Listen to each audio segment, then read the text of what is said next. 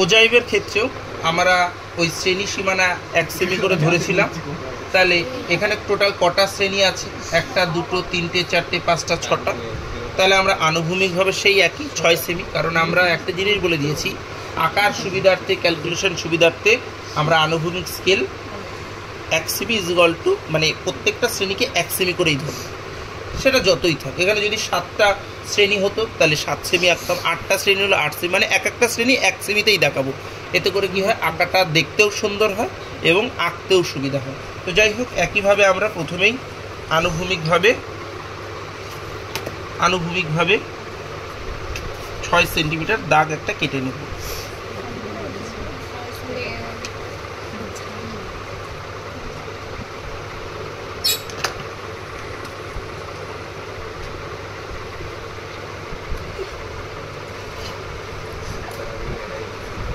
ঠিক আছে, এবার দেখো অত্যন্ত গুরুত্বপূর্ণ একটা বিষয়। আমরা এতক্ষণ ধরে মানে গত দুটো ক্লাসে আমরা উলম্ব স্কেলে ফ্রিকোয়েন্সি ধরেছিলাম, কিন্তু এক্ষেত্রে ফ্রিকোয়েন্সি নেই, এক্ষেত্রে হচ্ছে কিউমুলেটিভ ফ্রিকোয়েন্সি। এবার কিউমুলেটিভ ফ্রিকোয়েন্সিতে দেখো আমাদের এই অ্যাকর্ডিং টু আমাদের ডেটা কিউমুলেটিভ ফ্রিকোয়েন্সির হায়েস্ট ভ্যালু বেরিয়েছিল 50, আর সেটাকে আমরা 5 করে স্কেল ধরেছিলাম। 5 করে স্কেল ধরে তার ভ্যালু, সর্বোচ্চ ভ্যালু কত বেরিয়েছিল? 10। এই কিউমুলেটিভ ফ্রিকোয়েন্সির ক্ষেত্রে কিন্তু লেস দ্যান আর মোর দ্যান, মানে নিম্নতর ক্রমযৌগিক পরিসংখ্যা, উচ্চতর ক্রমযৌগিক পরিসংখ্যা, উভয় ক্ষেত্রে কিন্তু স্কেল সেম হবে। ঠিক আছে, আর যেহেতু উভয় ক্ষেত্রে স্কেল সেম হবে, তাই উভয় ক্ষেত্রেই হায়েস্ট ভ্যালু 50 বেরোবে, এবং হায়েস্ট ভ্যালু 50 বেরিয়ে সেটাকে আমরা যেহেতু স্কেল 5 ধরেছি, তাই স্কেল ওয়াইজ তার ভ্যালু 10ই হবে। কি বললাম, বোঝা গেছে? তাই এক্ষেত্রে দুটো স্কেলই সমান হবে, এক্ষেত্রে আমাদের 10 করে আছে। এটা যদি কেউ অন্য স্কেল ধরতো তাহলে আলাদা হতো, যতটা হতো ততটা।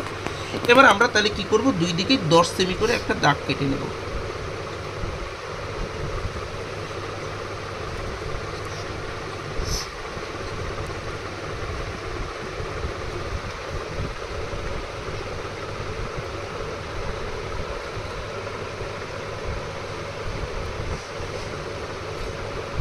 হয়েছে, 10 সেমি করে নিলাম।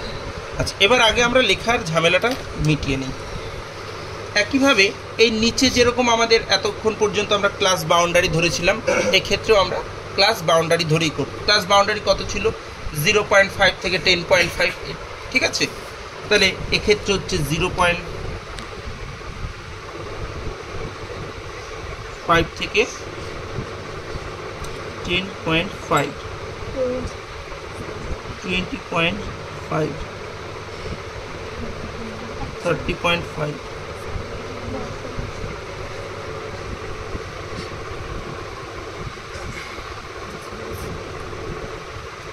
ঠিক আছে, এটা ক্লাস বাউন্ডারির ভ্যালুগুলো আমরা লিখে নিলাম। এবার এই দুদিকে এতক্ষণ আমরা যা করেছিলাম আগের দুটো ক্লাসে, সেটা হচ্ছে ওই কি বলে ফ্রিকোয়েন্সি ধরে করেছিলাম, বাট এক্ষেত্রে কিউমুলেটিভ ফ্রিকোয়েন্সির স্কেল কত ছিল? 5 ছিল। তাহলে আমরা 1 সেমি টু 5 করে যাব। তাহলে উলম্ব স্কেল 0 থেকে শুরু হচ্ছে, 0, 5, 10, 15, 20, 25, 30, 35, 40, 45, 50। এদিকেও সেম, 0, 5, 10, 15, 20, 25, 30, 35, 40, 45, 50 হয়ে গেল লেখাটা। এবার আমরা এই ভ্যালুগুলো বসাবো। দেখো, খুব গুরুত্বপূর্ণ একটা বিষয়, লেস দ্যানের ভ্যালু সবসময় মনে রাখবে। লেস দ্যানের ভ্যালু প্রথম ঘর ছেড়ে হয়, মোর দ্যানের ভ্যালু প্রথম ঘর থেকেই হয়। ছড়ার মতো মনে রাখবি, লেস দ্যানের ভ্যালু প্রথম ঘর ছেড়ে হয়, মোর দ্যানের ভ্যালু প্রথম ঘর থেকেই হয়। তাহলে লেস দ্যানের ভ্যালু প্রথমে আমাদের প্রথম ঘরের লেস দ্যান, আমরা আগে লেস দ্যানটা বসাবো। ঠিক আছে, লেস দ্যানে কত ছিল? প্রথমে ছিল 2, যার স্কেল অনুসারে অ্যাকর্ডিং টু স্কেল যার ভ্যালু বেরিয়েছিল 0.4। এবার এই 0.4টা কিন্তু আমরা এই এইখানে বসাবো না, আমরা এই ঘরে বসাবো। কি বললাম, বোঝা গেছে? তাহলে এই ঘরে কত আছে? 0.4 কোথায় আছে? এই ঘর অনুসারে উঠলে এই হচ্ছে 0.4। 0.4-এ বিন্দুটা বসিয়ে আমরা গোল করে দিলাম। তারপরের ঘরে অ্যাকর্ডিং টু স্কেল আছে 2.8, 2.8-এ আমরা একটা বিন্দু দিয়ে দেবো।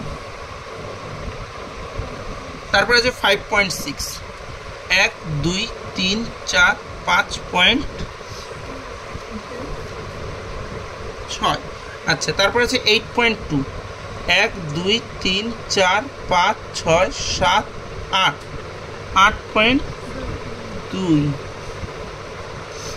তারপরে আছে 9.6, 1 2 3 4 5 6 7 8, 9.6।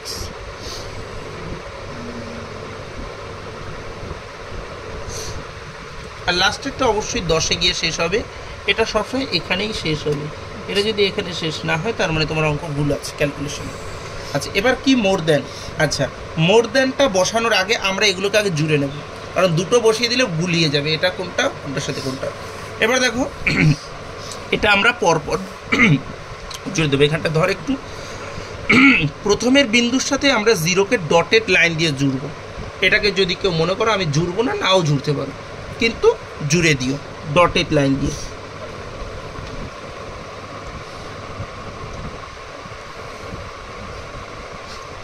জুড়ে দিয়ে পরপর পরপর জুড়তে থাকবো।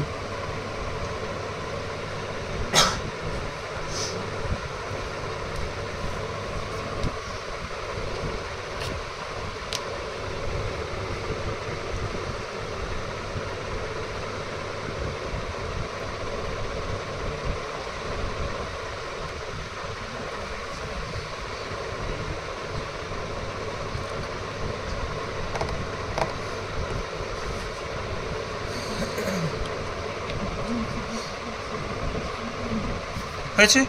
এটা আমাদের লেস দ্যানটা কোড করা হয়ে গেল। এবার হচ্ছে মোর দ্যান। মোর দ্যানটা কি করব আমরা? মোর দ্যানটা আমি বলেছি প্রথম ঘর থেকেই করব। তাহলে মোর দ্যানের প্রথম ঘরেই ভ্যালু থাকে কত? 50, যাকে স্কেল ধরে অনুসারে হয়েছে 10। ঠিক আছে, তাহলে আমরা কি করব? 10 সেন্টিমিটার, প্রথম ঘরের 10 সেন্টিমিটারের মাথায় এখানে আমরা একটা বিন্দু দেব। ঠিক আছে, তারপরের ঘরে আছে 9.6, 1 2 3 4 5 6 7 8, 9.6। তারপরে আছে 7.2, 1 2 3 4 5 6 7.2। ঠিক আছে, তারপরে আছে 4.4, 1 2 3 4.4। হয়েছে? তারপরে আছে 1.8, 1.8। তারপরে আছে 0.4। হয়েছে? এবার এই ভ্যালুগুলোকে আমরা পরপর জুড়ে দেব।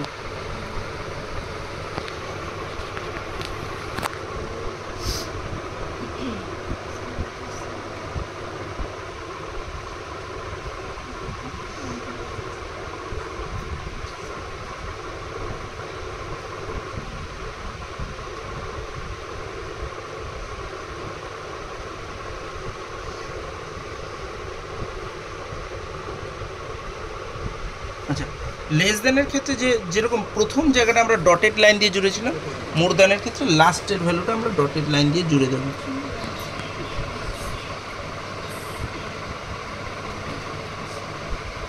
হয়েছে? বোঝা গেছে? আচ্ছা, এবার পজ কর। আচ্ছা, এই হচ্ছে টোটাল কাজ। উপরে হেডিং হবে ওজাই, নিচে স্কেল, হরাইজন্টাল স্কেল যা আছে আর ভার্টিক্যাল স্কেল যা আছে সেটা আমরা লিখে দেব। হরাইজন্টাল স্কেল হচ্ছে গিয়ে কি আমাদের 1 সেমি যেরকম 10 ছিল সেরকম, আর ভার্টিক্যাল স্কেল হচ্ছে কিউমুলেটিভ ফ্রিকোয়েন্সি অনুসারে যেটা হবে। ঠিক আছে, এবার আর একটা জিনিস লাস্ট যেটা করে দিতে হবে সেটা হচ্ছে, দেখো এই যে আমরা দুটো দাগ টেনেছি, এর মধ্যে লেস দ্যান কোনটা, মোর দ্যান কোনটা, সেটা আমাদের লিখে দিতে হবে। যেরকম এই যে লাইনটা টেনেছি এটা হচ্ছে লেস দ্যান, তো এর গা বরাবর বা পাশ দিয়ে ছোট্ট করে লিখে দাও লেস দ্যান, বা কেউ যদি বাংলায় লেখো তাহলে লিখে দাও নিম্নতর ক্রমযৌগিক পরিসংখ্যা। আমরা ইংলিশে লিখছি লেস দ্যান।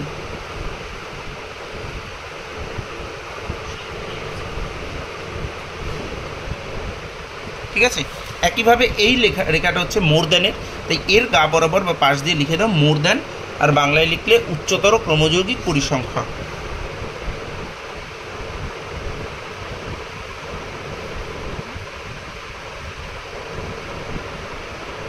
ঠিক আছে, মানে লেস দ্যান এটাও actually cumulative frequency less than লেখা উচিত ছিল, বা এটুকু লিখে দিলেও অসুবিধা নেই, ওই লেখাটা লিখলে অনেকটা বড় হয়ে যায়, এটা লিখলেও ঠিক আছে। ঠিক আছে, কিন্তু এক্ষেত্রেও মনে রাখবে প্রত্যেকটা স্থানে সঠিক জিনিস, ওজাইভটা কিন্তু অনেকটা ধরে ধরে করতে হবে। ঠিক আছে, কিউমুলেটিভ ফ্রিকোয়েন্সির থেকে শুরু করে লেস দ্যানের ভ্যালুগুলো কীভাবে বসাতে হবে, মোর দ্যানের ভ্যালুগুলো কী করে বসাতে হবে, সবটাই কিন্তু গুরুত্ব সহকারে করতে হবে। চলো।